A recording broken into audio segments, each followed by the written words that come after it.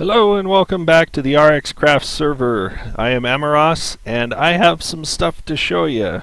First, I actually finished the oval, so now we have a complete ring around this second tier of our cathedral area.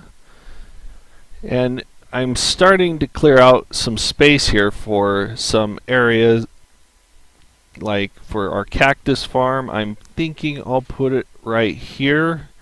I'm going to make it kind of large so we have plenty for like waterproof pipes. Item ducts and fluid ducts are pretty inexpensive from Ender.io. Well, fluid ducts and power conduits actually, but item ducts are really kind of expensive since they require ender pearls, so I don't think we'll be having too many of those until we get our farm in the end going. But until then, we're going to be relying a lot on our BuildCraft pipe system, things like golden transport pipes and such.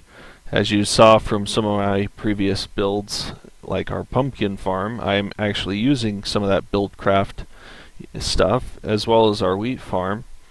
But what I plan on doing is populating this ring with some of those farms and just kind of moving them away from the cow farm. Maybe I'll leave the cow farm where it is or move it over to where the pumpkin patch is. But thinking cactus farm here, and then over in this area here I can put our pumpkin farm, since it doesn't require a lot of space, and as you can see we don't have a whole lot of space to spare right here. Then maybe having a melon farm just next to it, since they're pretty much the same design and can be extended lengthwise rather than needing a lot of width. I kind of calculated it out and we need about 8 or so spaces wide for each of those types of farms. I did figure out what was wrong with my pumpkin farm as it was.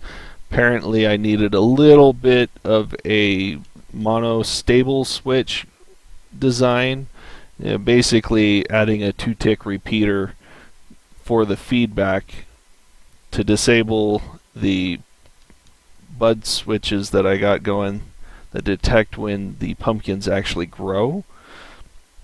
And spending some time in the creative world, I got that kind of ironed out, and also got my timer set up for the steam engine that I got going. No, it's a Stirling engine from BuildCraft, so that we can power the obsidian pipes.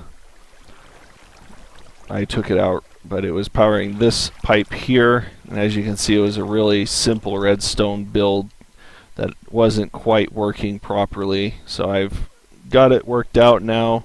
Got a couple of torches to kind of control our bud switches here, so that these don't double pulse or anything like that now. And it also gives us a little bit more time on our redstone block there, so it doesn't detach from the sticky piston, and also gives this enough time to suck up a couple sets of items in the event we have a lot more pumpkins or the like up top here. So I'm going to go ahead and get that moved over to the oval. This thing is actually causing some problems as well. If you look at our entities, we got about 490 entities in this, and when we trigger our fountain, see that kind of lag that goes. That's because we got about 400 jumping cows. So I'm gonna have to put a piston here on this side so that when we activate the water, or deactivate the water actually, it kicks the cows out into the side here, because not all of the calves are coming off of this stack, and it's just causing our seed cows to just exponentially grow. So we need to take care of that. The actual piston idea was one of the original builds, and Etho actually, or was it Mumbo, took it out because they felt the water did a sufficient enough job, and it does to an extent if you're not continually worried about how many seed cows you got. But our seed cows kind of really grew out of hand, so we're just gonna see if we can update that, fix it out a little bit, and kill a lot more cows, unfortunately, but you know, it has to be done. So let me go ahead and get that started, and I'll show you kind of how it works. I might even record some of the build for the pumpkin farm so you can kind of see how I got it laid out. It's pretty simple until we get to the timing mechanism for the Stirling engines, so maybe I'll actually just record that for you. Well, while digging out an area for my redstone, I actually found out that I have a bat cave behind my waterfall. So, not quite sure how I'm going to integrate this into my design, but it steers pretty well clear of anything I have planned right now. So, we'll have to see. Hi cow, make it stop raining so I can start recording again. Alright, I have hollowed out our redstone area here so that we can actually run this thing automatically. Put up a few markers here to make sure I don't mess up. But let's go ahead and get started. The first thing we need to do is place a block update detector right here. This will actually move a redstone block down to actually power our engines for the base here, and also kind of work as a torch to deactivate our other block update detectors. These will be pistons that are placed along the dirt that the pumpkins will actually grow on, which is right here. And when it detects that a pumpkin has grown, these pistons will fire in sequence actually, since they'll all detect one another. And it'll also cause this block update detector to push the redstone down so that we can power the circuitry underneath. But what we'll want to do is go ahead and place our redstone along the top here. This will put it in an area that will cause these to receive power when a block, preferably this one, is changed. And then they'll eject, and when this redstone depowers, it causes these to retract again. I've already placed a redstone torch on a block right here so that it's powering this by default right now, since it was kind of hard to get to. So it's placed right on top of here. And what we'll want to do is put in a repeater set to 2 ticks, so that when this block comes down, it powers this redstone and feeds back in and deactivates that torch so that this turns off and the pistons retract. We have it set to 2 ticks so that it has a slight delay on it so that the pistons don't just suck back like this one. Here's a sticky piston. If it was too short, it would leave the block down here and detach. We don't want that. So let's go ahead and power this block here. We're going to do something kind of like an RS NOR latch. It's actually an idea that Minecraft Addicts had hosted on their site, but they don't make tutorials anymore, unfortunately. But it was also covered in another YouTube video that I'll link below as well. So we'll want to bring our repeater to extract some power out of this block, and we're going to loop it back into this block here, and watch what happens. It just makes basically a short clock, and we'll want to set each of these to 3 ticks to lengthen that clock out. So we're going to have to put in our piping now, since we're going to have to build off of this side here to improve our design to make use of this clock as a pulse lengthener so that we can sustain our power engines, our Stirling engines. Here, let's go ahead and switch out for our piping. Now, I've already brought a pipe up here. It's made out of cobblestone, and it terminates right there where our box will be. So it comes down. Let's throw in a gold transport here. Speed things up. The gold piping is completely optional, since the speed of the items doesn't really matter a whole lot at this point, since they're all going to be underground and not very frequent. But let's count how many spots we have for growing. We got 3, and the obsidian should be right here under this one. That way we get a proper spacing, since this will actually do 7 blocks, 3 to each side. And when we power it with a sterling, it'll actually pull up from just above that dirt level. So we want to now put in an iron transport pipe, and we want to extend our piping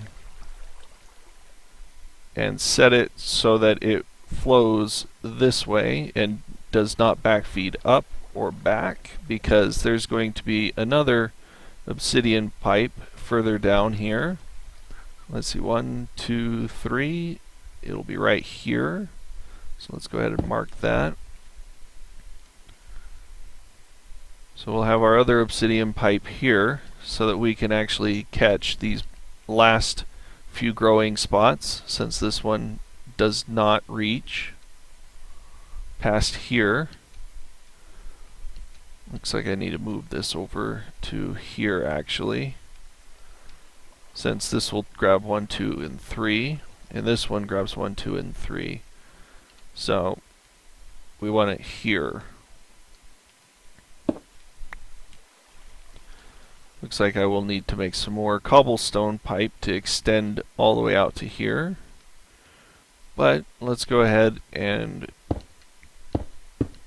cover this, since I can still reach in there and place the pipe.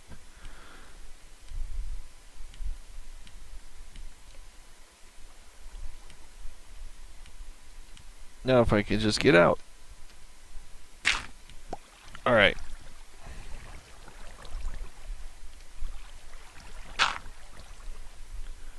So we need to bring a redstone torch off the back of this. Hopefully that doesn't hamper us too much. Let's get our piping back out. So now this torch here, as you can see, is pulsing, and it will actually activate redstone that we have out here, which will run to our engines. We'll have one facing this way and one facing this way.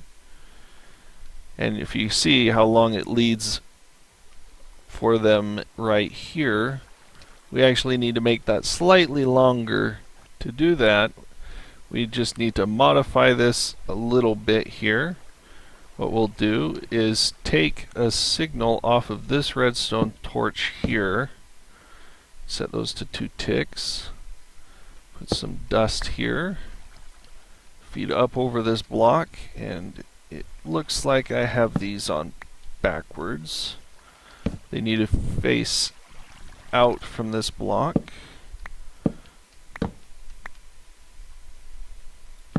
Come this way, feed back into the block that has the torch on it here. And what this will do is actually give us a bit of a pulse lengthener, and we need to add some dust here, and we need to connect it up here.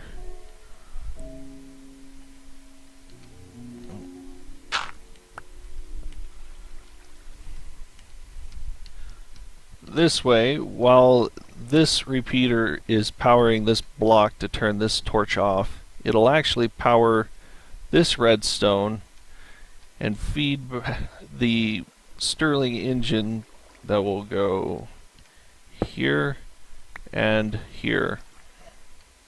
So let's give it a quick dry run here. So we power that, and you can see how long this actually stays on. It's actually twice as long as you would expect, because while this is powering here, you can see it was powering that, even with this torch being off. So let's do that again. So you can see it's running and then turns off. So that gives us a good length of time now for our Stirling engines. This is a little bit of a complex design, and I'll probably put in a separate video about just building this whole timing system here for our pumpkin farm. But let's go ahead and go back up here, and we'll get our water source going. So what we need to do is make an infinite water source, just because we don't want the water sounding like it's flowing all the time, and that's not good. Place that back. Let's make sure we didn't ruin our redstone, and we did not. That's good.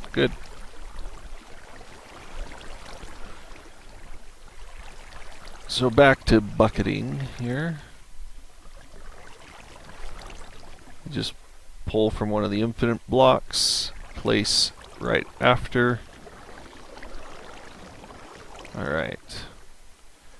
Get our dirt lined up.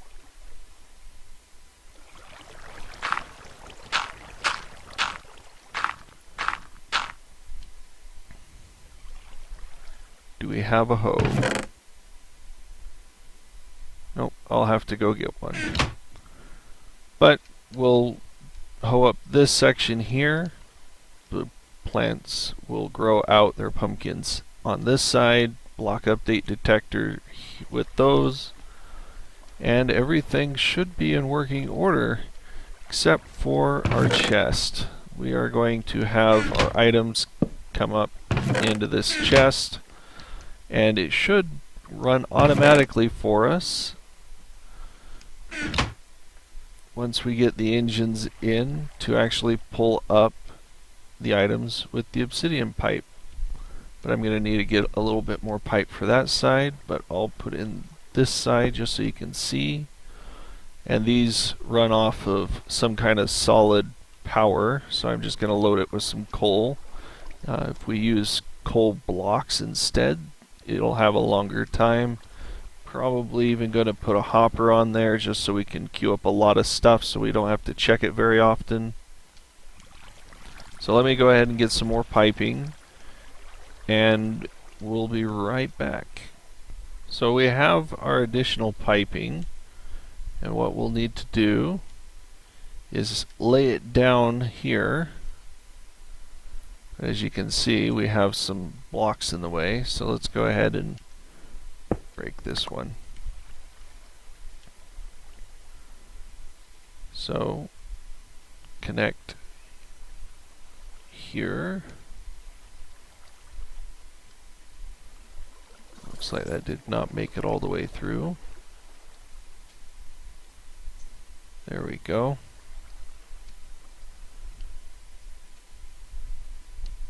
And we'll want to put another iron pipe here, just in case if we plan to extend out in that direction. So we have it facing this way. We got gold pipe that we can use to kind of speed it up just a little bit. So let's go ahead and replace this one here with a gold pipe, and we'll swap this one here with a gold pipe. It'll be fairly cheap once we get our gold farm going. Let's go ahead and rebuild this and put our engine here. So now when this is powered, it'll power both this engine and this one. I do not have enough coal on me at the moment, so let's just steal a little bit from here. Alright. Hit our button one more time just to make sure both engines turn on. Gives them a good 3 pulses, it looks like. And there we go. So now we just need to hoe this up, plant our seeds, let them grow, or you can bone mill them, and they'll start producing pumpkins for us. So we've gone ahead and polished up this area. I added jack-o'-lanterns as a light source since it would be kind of iconic for what we plan on using our pumpkins for. I'm still debating how I want to finish up this side. I'm thinking I'll put some stone bricks along the top and maybe some oak planks along here just to kind of match the pistons. But we can go ahead and test this and simulate something by throwing some dirt out here. Place a dirt block here and you can see it pushed it out and sucked up our block. So we're working just fine. Went and moved the pumpkins from the other farm over to here, and we should start seeing some output from there. Next, I'm probably going to replicate this for a melon farm right here in this area, but we do want to finish out our cactus farm as well so we can start receiving some dividends from that. So let me go ahead and get this area kind of plotted out for that next. So a cactus farm is a fairly straightforward build. I'm actually going to be using water to usher the little parts of cacti that fall off over to a collection point.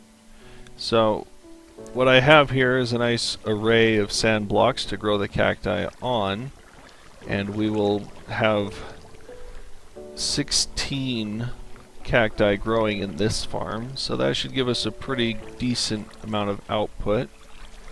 So I want to first start by putting water in our channels here.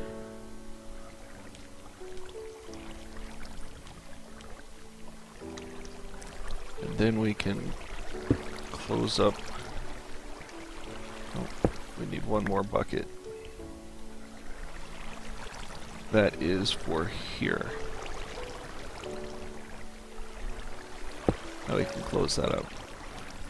So what I have running now is these channels that'll usher the cacti down here into this channel, and it'll all collect right here. If you're running vanilla, you could just use a hopper there, but we're going to be using some BuildCraft components, such as our obsidian transport pipe, which we can then bring up here with some cobblestone and have it terminate in a chest, like so. And this will be where all of our cacti gather. So let's go ahead and start our planting. I've only got 4 cacti from a desert run that I did way at the beginning. And the nice thing about these is they actually only grow if there's no blocks next to them. So if I popped a block here, for instance, it would break our cacti. So we're going to use that principle and place blocks 1 block up from the cacti. So it'll, when any of them grow, it'll instantly pop off. And because I'm putting these on both sides, the only place for it to pop off to will be to either side, which lands in the water channel and flushes it to our collector. So let's go ahead and finish building at least this row here. And as we get more cactus in our collection box, we can continue planting the rest of our cacti. But that is our farm already done, just in that little bit. Now they'll flow down, land on this obsidian transport pipe, get sucked into the pipework, and end up in our chests. So we can just pretty it up now, put a little bit of a wall here to keep from falling in, or whatever we want. But that is it. Now let's see what else we want to do. So Turcanil and I kind of came to an agreement that when we did our quarry, we would do it out in the ocean, since that gives us a lower point to start for one, but it would also damage the landscape the least. Therefore, I have found a spot out here in the ocean, or at least close enough, right next to a nice little island. Made a nice 25 by 25 area, roped off out here in the northern ocean here. So that quarry that I built earlier is now ready to be deployed. Let's place it right there. As you can see, it marks out the place very well with these little yellow markers. And we just need to run around and collect our landmarks. They're not terribly expensive, just a lapis and a redstone torch. But still doesn't hurt to keep them. I have taken it upon myself to make some energy cells as well. Let's try lighting these up so we don't keep getting these mobs. And they're right now in the base on the charger. I do have 5 million RF capacitors as well, just 2 of them. So I might use those to start with to power this quarry. For those of you who aren't familiar with a quarry, this will clear every block underneath it all the way down to bedrock. If it hits lava, it tends to skip over that, but since we're building it underwater, it's going to instantly be quenched into obsidian, and then the obsidian will be mined as well. Usually what you would do is just put a water bucket right here, and it will flow into the quarry and instantly quench any lava you find anyway, but since we're building underwater, there's no need for that. Annoying portal. But this is a new nether portal I've made just for the exclusive purpose of building the quarry out here. And come to find out, it was actually built right on top of a nether fortress. And to make matters even worse, that's where my portal is. You can see the bottom blocks, and we got a blaze spawner. Yeah, it's in a very fun location, to say the least. Unfortunately, this nether fortress had no nether wart at all. I searched. There is none.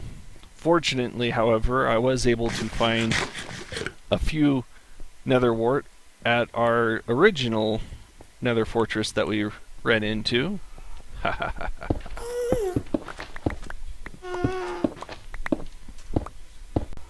So we're going to be able to start making potions here shortly, once I get another wart farm going.